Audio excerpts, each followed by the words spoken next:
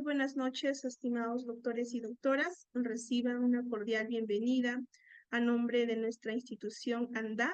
En esta oportunidad vamos a continuar con el desarrollo de nuestro diplomado especializado en Derecho Penitenciario, Ejecución Penal y Trámites de Beneficios Penitenciarios. En esta oportunidad vamos a continuar con la novena sesión, que se va a abordar el tema sobre la legislación penitenciaria en los beneficios penitenciarios y sus últimas modificatorias. En esta sesión nos va a acompañar con su disertación nuestra ponente, la doctora Mary Alonso Vela Patiño, quien es abogada por la Universidad Nacional Mayor de San Marcos.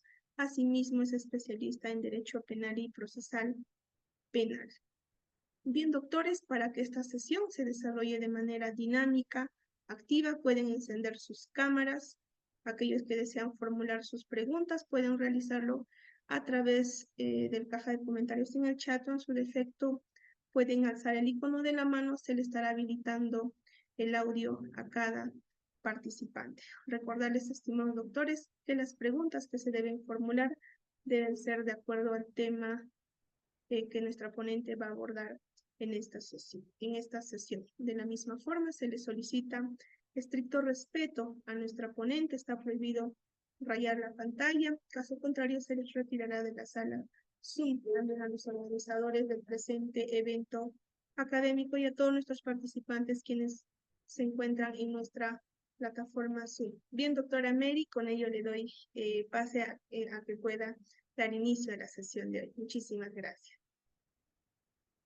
Muchas gracias, doctora. Bueno, una vez más, buenas noches a todas las personas que se están conectando. Y para empezar la clase del día de hoy, permítanme, por favor, proyectar las diapositivas que he preparado. Me confirman, por favor, si se logra visualizar.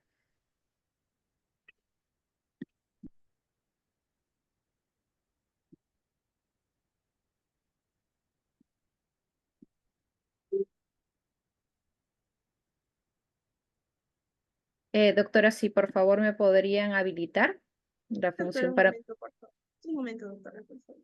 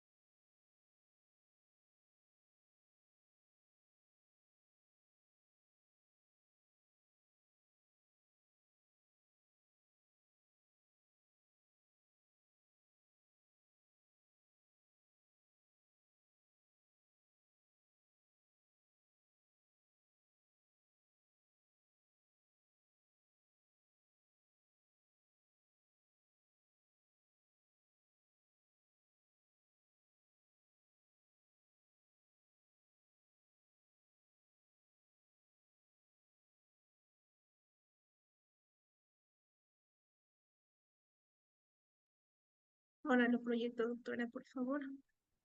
Sí, doctora, gracias.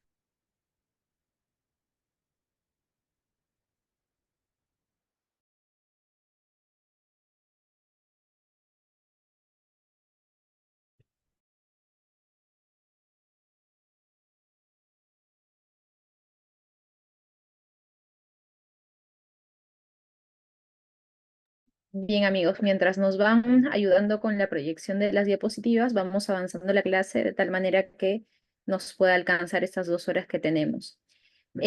Antes de hablar de cuáles son las modificatorias que ha sufrido nuestro sistema de ejecución penal a raíz de un decreto legislativo y un decreto supremo que se han emitido en diciembre del año pasado y en abril de este año, ahí ya tenemos.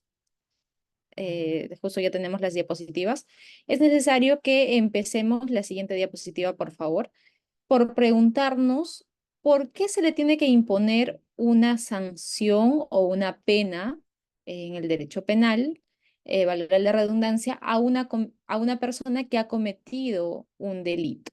¿Por qué? Empecemos preguntándonos por qué se le tendría que aplicar una sanción. Si nosotros preguntamos a cualquier persona que de repente no está involucrada en el mundo del derecho, a cualquier víctima de repente que ha sufrido algún delito, como por ejemplo el robo de sus pertenencias, alguna agresión, etcétera, va a responder de repente porque necesita justicia, ¿no? Se le tiene que imponer una sanción porque la víctima quiere que se le reivindique en sus derechos, ¿no? Pero nosotros que ya estamos en el mundo del derecho sabemos que no solamente se busca un aspecto de justicia cuando nosotros imponemos o cuando el sistema o el Estado impone una sanción a una persona que ha cometido un hecho delictivo, ¿no? Siguiente diapositiva, por favor. Precisamente acerca de cuál es la finalidad de imponer una sanción penal, se han barajado una serie de teorías, ¿no? En la medida que ha ido avanzando el derecho penitenciario.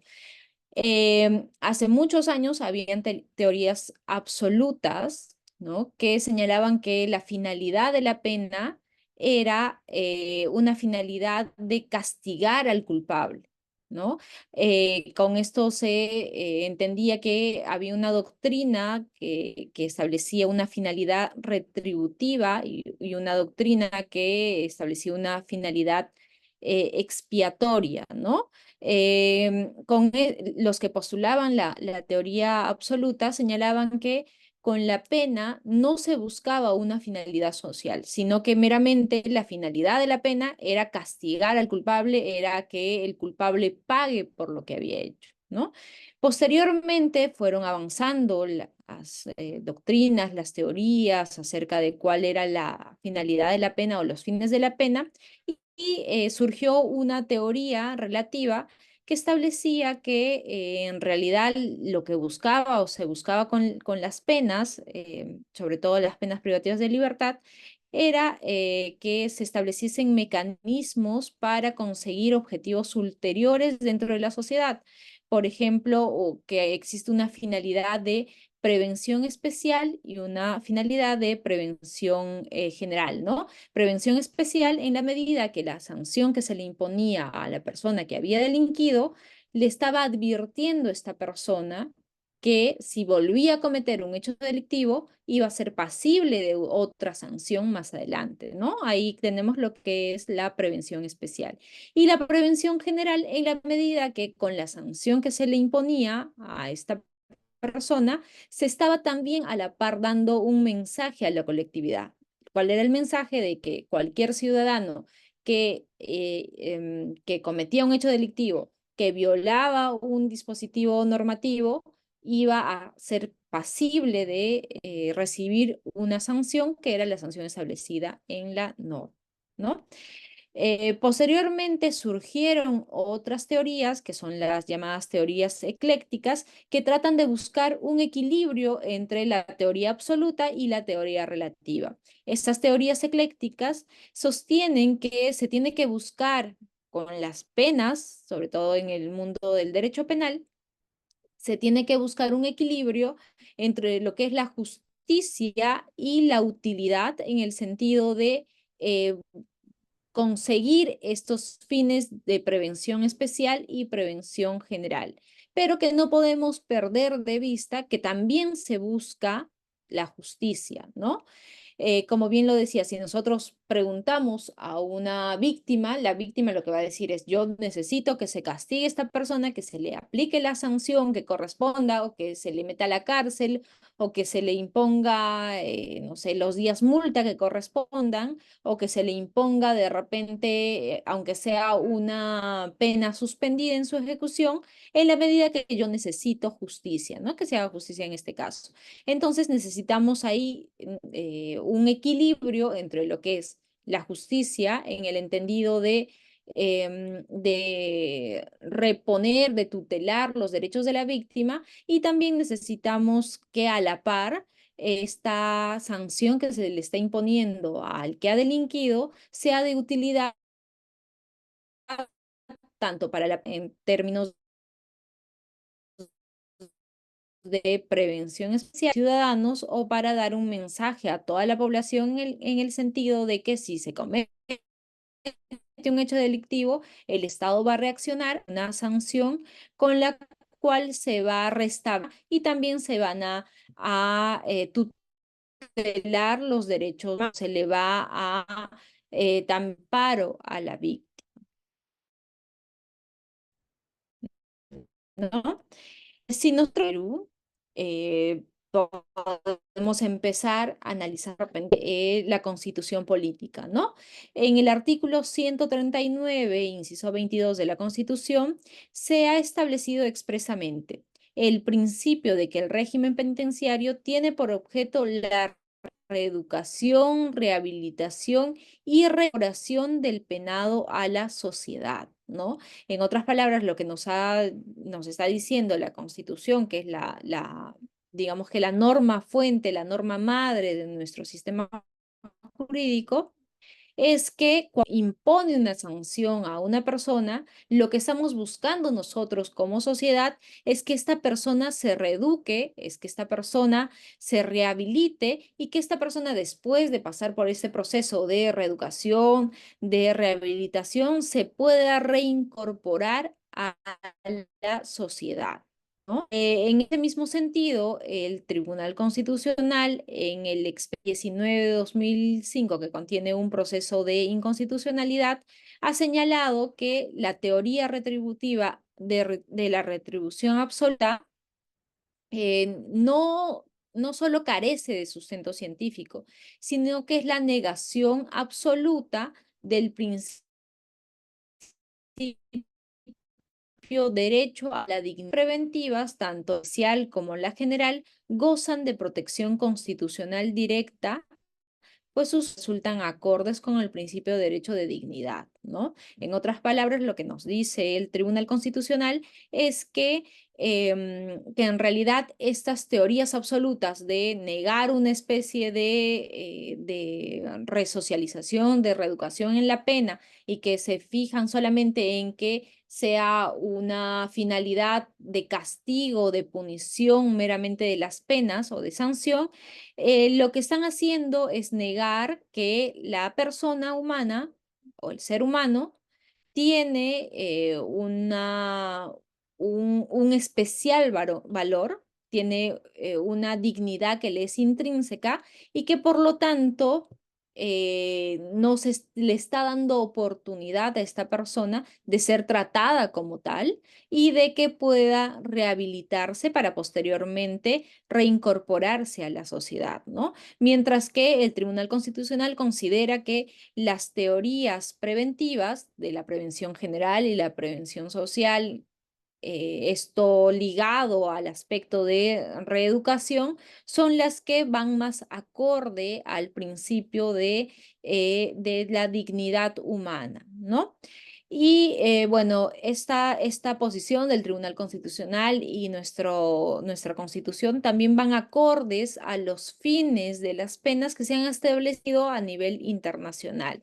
Por ejemplo, en el Pacto Internacional de los Derechos Civiles y Políticos se establece que toda persona privada de libertad debe tratársele humanamente y con el respeto debido que amerita la dignidad inherente que tiene, ¿no? Además, establece también el Pacto Internacional que el régimen penitenciario está en un tratamiento cuya finalidad esencial será la readaptación social de los penados.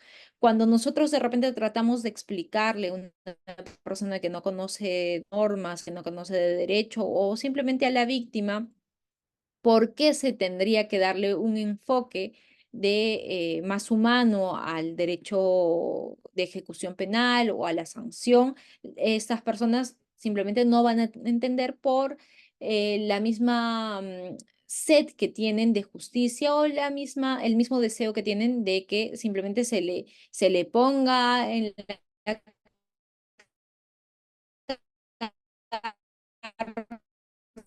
a estable que nos vamos a pensar que las personas que han delinquido son también seres humanos, ¿no? Son seres humanos y dentro del universo de la población penitenciaria existen una serie de variables que tenemos que tomar en cuenta, ¿no? Cada vez que una persona delinque, hay un historial detrás de esa persona. ¿Quién es? ¿Quiénes han sido sus padres? ¿En qué medio se ha desarrollado? ¿Cuáles son las oportunidades que ha tenido o no ha tenido esa persona? Además, tenemos que también ser conscientes de que una persona que se encuentra en un establecimiento penitenciario tiene una familia, proviene de una familia, ¿no? Entonces, evidentemente que esta familia no va a querer que su familiar, que la persona que está sentenciada, sea privada de otros aspectos o de otros derechos fundamentales que no le han sido restringidos. Por ejemplo, una persona que tiene un familiar dentro de un establecimiento penitenciario, evidentemente va a querer que esta persona, que el sentenciado o el interno, sea tratado con la dignidad que amerita en el sentido de que no se le prive del derecho a la salud, que no se le prive de vivir en condiciones de higiene, etcétera, ¿no? Además que también tenemos que ser nosotros conscientes de que en el mundo o en la población de internos, de internas, existen personas que han cometido diversos hechos delictivos, ¿no? No solamente nos referimos o no solamente podemos pensar de que internos son aquellas personas que han cometido los crímenes más atroces, que han robado, que han matado o que han violado, sino también podrían ser personas que incluso han cometido delitos dolosos. Por ejemplo, piénsese en una persona que ha conducido un vehículo, iba a alta velocidad y ha terminado atropellando y a consecuencia han fallecido transeúntes, podría ser el caso, ¿no? Entonces hay que ser conscientes de que en los establecimientos penitenciarios cometen delitos de sangre o delitos atroces, sino que hay distintos tipos de sentenciados, ¿no? Y en consonancia con el Pacto Internacional de Derechos Civiles y Políticos, en consonancia también con la Constitución, en el título preliminar del Código de Ejecución Penal o el texto único ordenado del Código de Ejecución Penal, se ha establecido de que la ejecución penal tiene por objeto la reeducación, rehabilitación y reincorporación del penado a la sociedad, ¿no? Entonces, ¿para qué es importante que nosotros abordemos o veamos cuáles son las fines de